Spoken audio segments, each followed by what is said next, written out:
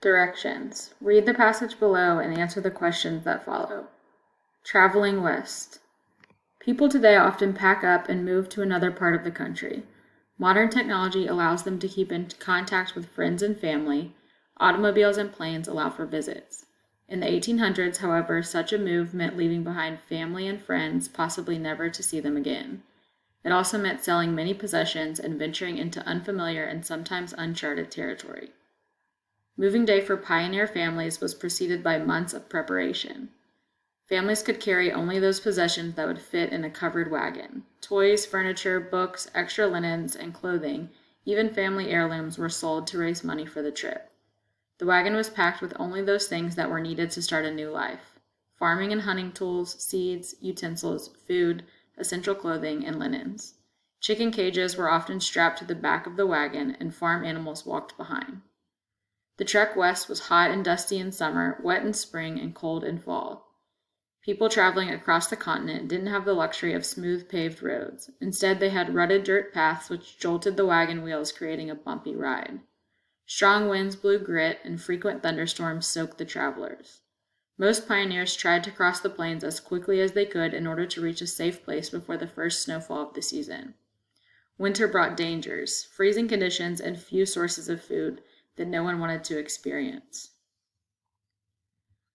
Figure 1. Map of a route commonly taken by pioneers moving from the eastern states to California. Young children and mothers usually rode in the wagons. When they peeked out from behind the canvas covers, they would often see an endless stretch of prairie grass. Older children walked beside the wagons and gathered wood as the wagons rolled along. Pioneer children making the trek westward had daily tasks to keep them busy and to help their families. Some worked as teamsters, driving the slow, heavy-footed teams of oxen.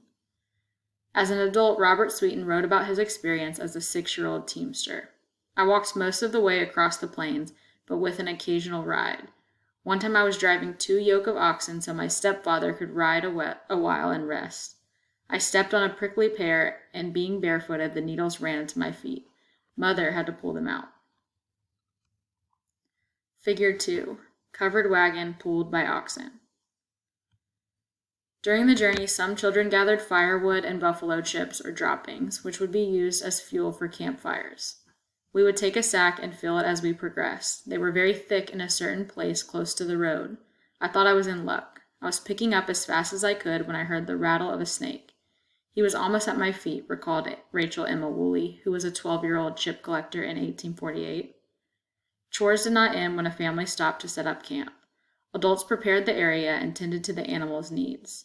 Children fetched water in buckets, sometimes from several miles away, chopped wood, washed clothes, watched younger siblings, cooked, and hunted. However, life on the Westward Trail was not all hard physical labor. When the day's chores were done, mothers would sometimes teach school subjects to their children. William M. Colvig's mother expected him to study as well as work. Mother had reduced the library to just a few books: a hymn book, Pilgrim's Progress, Frost's Pictorial History of the United States, Webster's Elementary Spelling Book, and McGuffey's First and Second Reader. During the 6 months or more we were on the plains, Mother had me recite to her so that by the end of the trip I was reading in the second reader. After doing chores and studying, pioneer children enjoyed playing games, including tag, hopscotch, and hide and seek. Since most children had to leave toys behind when they began the trek west, they had to be resourceful in creating their new playthings. They made dolls from corn husks and checkers from slices of corn cobs. They carved tops for spinning from wood and made marbles from hardened clay. The rewards of the journey west included land and new opportunities. The pioneer children who endured the westward trek often grew up to become skilled, persistent, inventive, and hardworking adults. Teamster, the person who watched the oxen that pulled the covered wagon and made sure that they stayed on the correct path. Prickly pear, a type of cactus plant. Number 1. Which detail from the passage would be most important to include in a summary of paragraphs 4 through 7? A. Older children walked beside the wagons and gathered wood as the wagons rolled along. Paragraph 4. B. Young children and mothers usually rode in the wagons. Paragraph 4. C. Pioneer children making the trek westward had daily tasks to keep them busy and to help their families. Paragraph 4. D. Chores did not end when a family stopped to set up camp. Paragraph 4. Paragraph 7. Number 2.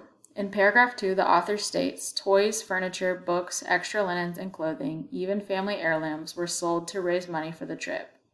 As used here, raise means A, to move something higher, B, to parent a child, C, to collect, D, to improve. Number 3. According to the selection, how is moving today different from how it was in the days of the pioneers? A, moving requires less effort. Moving today requires less effort. B, moving today involves more preparation. C, the pioneers kept in closer contact with family members who stayed behind. D, the pioneers moved greater distances.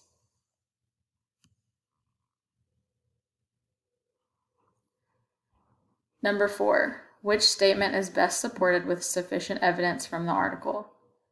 A, pioneer families who traveled west worked and were resourceful. B, pioneer families who journeyed west liked to travel slowly by covered wagon. C, pioneer families who traveled west did not have as many chores to complete when off the trail. D, pioneer families who journeyed west showed great patience and kindness towards others. Number 5. What does paragraph 4 suggest about pioneer children on the Oregon Trail? A, young children had plenty of time to play while on the trek westward. B, young children had fewer responsibilities than older children on the trail. C, some children didn't develop persistence and determination. D, all children had to do hard labor in order to help their families as they traveled west.